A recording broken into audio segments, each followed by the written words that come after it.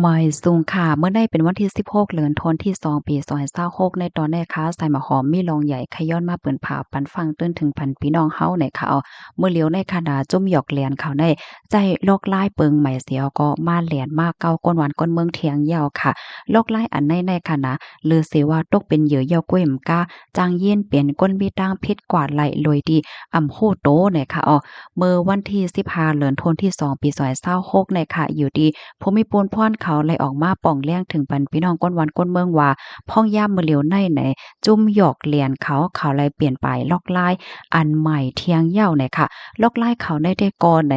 มันคักตอนมันได้มันซ่อนกันกว่าซ่อนกันมาแถวก็ได้เลยว่าลีโกลีกากเลือเสเมื่อกากว่านป่นมานั่นได้ว่าวาเหย้าเฮ็ดจังเนี่ยค่ะนะเลอเซว่าเขาหลอกเหรียญเงินก้วยมก้าเหย้าไหนเขาได้ให้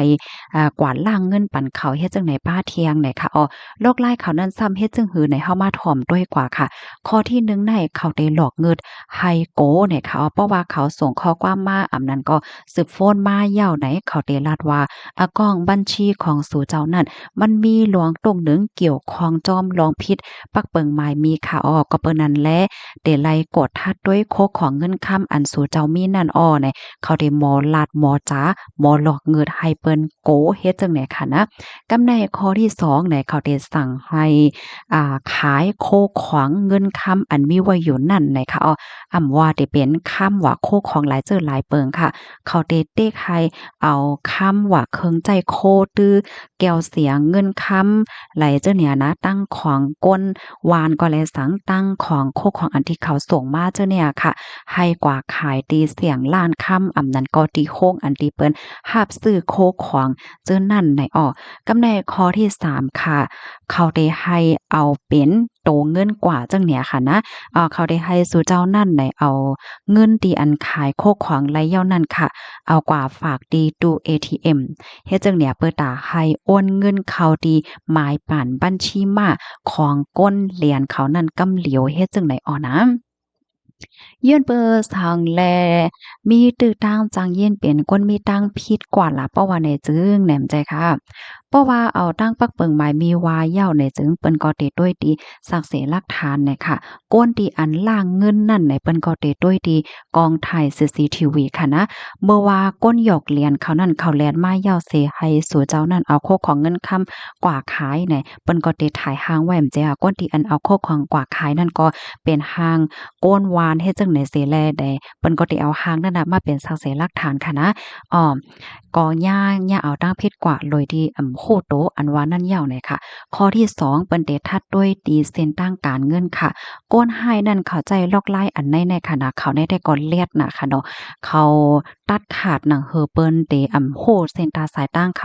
าอยู่ว่าอยู่ที่ไหนตั้งหลายวันหลายเมืองหลายได้ก็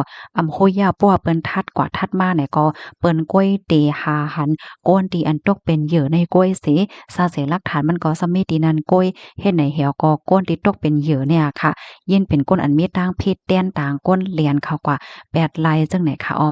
กำในเพราะว่ามาด้วยเทียงตอนหนึงเนี่ยค่ะเนาะลองเฮ็ดตั้งสร้างอันในสั่งว่าจางลาดไหลแตกๆแล้งๆว่าตกเป็นเหยื่อย่าเปิ้นเหรียญว่าสั่งว่าเฮ็ดไหนตาได้เอาโตเจ้าก็รอดไหลนั่นก็มันก็ซ้ำหยาบเหี่ยวก็เต็งย่าเอาตั้งพิษว่าลอยลวง เหรียญกินก้นวันก้นเมืองว่าคมกันตั้งก้นเหรียญเขาเหี่ยวก็ล่างเงินว่าสังว่าหาบโคของก้นลักก้นโจรว่าสังว่าเฮ็ดจังได๋แหวก็ย่าเอาตาพิษกว่าโลยดีเจ้าเก่าใน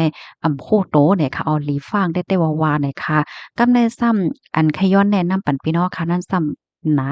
ข้อที่1ค่ะเพราะว่ามีคนสืบโฟนมาหาพี่น้องเฮาค่ะมาลัดใต้ลัดเหนือเพราะว่าในจึงไหนพี่น้องเฮาค่ะตั้งสติค่ะอย่าไปโกข้อความหลอกเงินค่ะนะเพราะว่าเป็นเจ้าหน้าที่หลวงปองจึงโตแต่มันแต่ไหนเปิ้นตื้นว่ามีเปิงปราศีนโยบายให้สู่เจ้านั่นเอาโคกของเงินค้ำกว่าขาย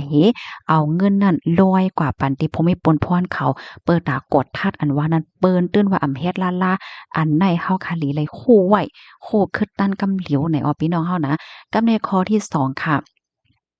อย่าไปขายอย่าไปโอนค่ะเพราะเปิ้นลาดว่าโคกขวางซัวนั้นมันเกี่ยวข้องลองผิดปักเปิงไม้มีสุดเดะไลขายเดะไลเอาโตเงินเนี่ยมาปันเฮาทัดเนี่ยอย่าไปยุ่มล่าๆเนี่ยค่ะว่าเตถูกย่าให้ถูกย่าเขานั่นหลอกเงินเต็กใจว่าคือว่าหากอเหย้าเนี่ยค่ะเนาะอย่าไปถ่อมอย่าไปยุ่มเนี่ยค่ะให้วางสายกำเหลียวเนี่ยค่ะแห้งไรว่านั้นในมังก้อเนี่ยค่ะนะเพราะว่าไลหับสายไลโอบจอม ก้นหยอกเหรียญเขาเหย้าเขาหลอกเหย้าไหนมาก็ในโกเต้วค่ะเพราะว่าโกเต้เหย้าเนี่ยก็เฮ็ดจ้อมหนังอันเขาลาดเพราะว่าเฮ็ดจ้อมกว่าก็ตกเป็นเหยื่อกำเหลียวค่ะนะกำนั้นแลเพราะว่ามีโกนเสก็สืบฟ้นมาโหจักก่อมันลาดกว่าลาดมาจะลายมันยาวเนี่ยเต็กวางสายกำเหลียวเนี่ยค่ะพี่น้องเฮา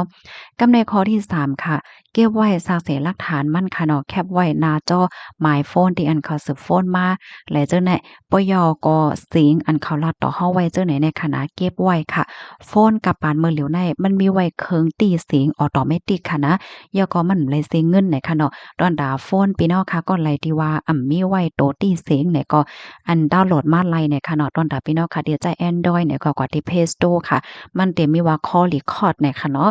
เพราะว่าผู้ใดไผมีเนี่ยดาวน์โหลดมาไลเนี่ยค่ะเนาะส่วนตัวค่ะเนี่ยค่ะก็ใจไว้เหมือนกันให้เนี่ยค่ะเนาะเพราะว่าเปิ้นโทรเข้าโทรออกในเฮาใครถ่อมเครื่องเสียงเปิ้นย้อนหลังในเฮาก็ถ่อมหลายย้อนเปิ้นว่า มันรีคอร์ดไว้ไลจังไหนน่ะเนาะบันทึกไว้ไลเก็บเสียงอันอบโอ้กันจังไหนไว้ไลป้าเฮ็ดไหนค่ะอ้อ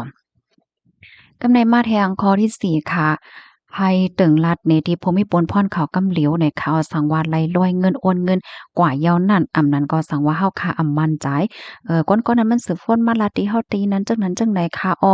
จ้องเต็มก่อมหัวว่าในเพราะว่าเฮาค่ะมีลองคล้องคำใจในจึงดังคือเฮาค่ะพอได้เกี่ยวซื้อใจนั่นก็ตึงลาติภูมิปนพ่อนนั้นก็สืบฟ้นกว่าที่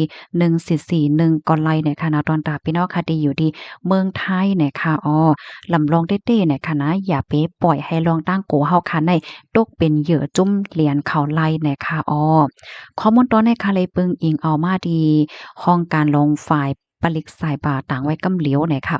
หนังเฮอพี่น้องค่ะเขาป้อเดจังไรฮาบโหจังไรฟังกันนำนั่นแค่นรอจอยกันเสเปิ้นแพ่แช่กว่าเซกัมค่ะมือว่ามันไปเป็นในก้วยขนาดพี่น้องค่ะที่เฮาค่ะจังเฮกังไรเพราะว่ามันเป็นมาเหี่ยวได้อโลยมันสุกสักเปใจมังก็ในไหลขึ้นๆลงๆลุ่มปลิกค่ะเนาะตาเตไหลเงินคืนว่าตาเตกวาดลาดว่าเฮาค้าในญาติแหลนเฮาค้าในจืนใส่เฮาในตกเป็นเหยื่อในห้อมได้เลยกว่าหาซักเสหลักฐานหลายเจอหลายเปิงเฮ็ดให้ค่ะนี่นะจุ่มหยอกจุ่มเหรียญเขาในซ้ำลอกลายเขาในมันหลายติ๊กๆเด้ค่ะดอกเพราะว่าลายเก่าเหรียญเปิ้นบ่แลเอามาแทงลายใหม่แทงเฮ็ดจังได๋ลงกว่าติ๊กๆนั่นขนาดเนาะ ปยก็อันลอกไล่เหลียในป้อมสติเตๆๆมันตกเป็นเหยื่อไรง่ายนะในคะเนาะก็ย้อนให้รอดเพกันกูก็ค่ะนะไม่สูงค่ะ